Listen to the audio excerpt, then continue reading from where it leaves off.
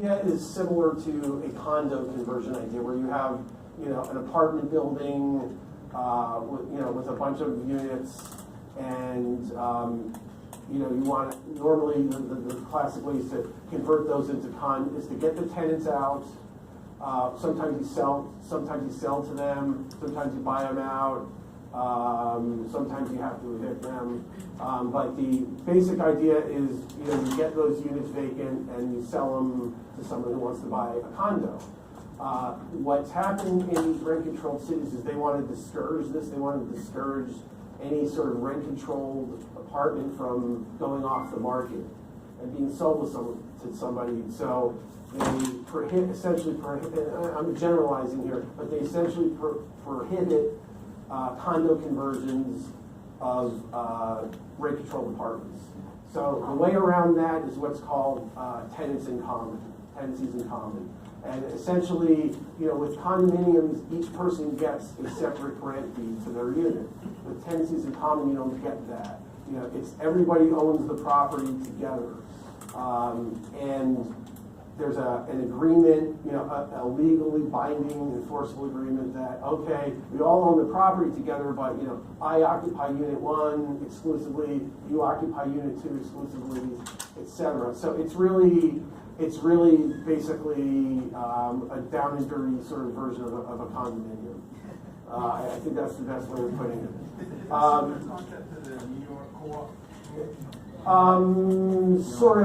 New York Co-op is it's kind of unique. There's in San Rafael there's a co-op. I was involved in litigation once, but anyway,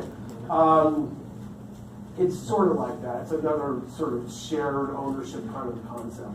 But anyway, so what's happening with these things is these are buildings with a bunch of below market rent control tenants, and so the sales price is limited because it just doesn't make economic sense for anyone to pay real money to buy these things to operate as money losing apartment buildings because you've got these rent control tenants. So the play on this is to buy the building, get the tenants out, and there's different ways of doing that, and I mentioned those. And then you sell the units as TICs. And one breakthrough that's happened in the last 10 years in TICs is all the owners would be on one loan, and that scared a lot of people. It didn't work out that badly while it was happening, but about 10 years ago they came up with what's called fractionalized TIC financing, where each buyer can get their own loan, so you're not dependent on anyone else.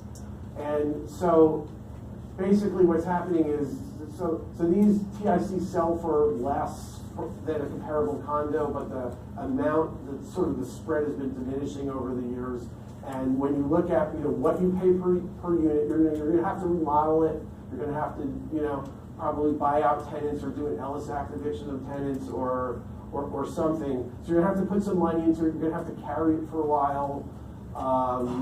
But there is a tremendous, if you do it right, there's a tremendous amount of money to be made in doing this. And again, this is one of these things, it's hard. There's a bunch of challenges. There's dealing with the tenants. There's dealing with contractors. If it's 5 units or more, you have to get Department of Real Estate approval, which isn't really a hard thing to get, but you just have to go through a bunch of steps.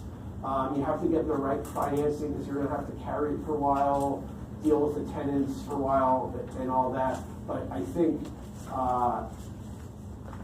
this is an opportunity that everybody should be looking at, like a no-brainer to at least explore. It might not be right for you.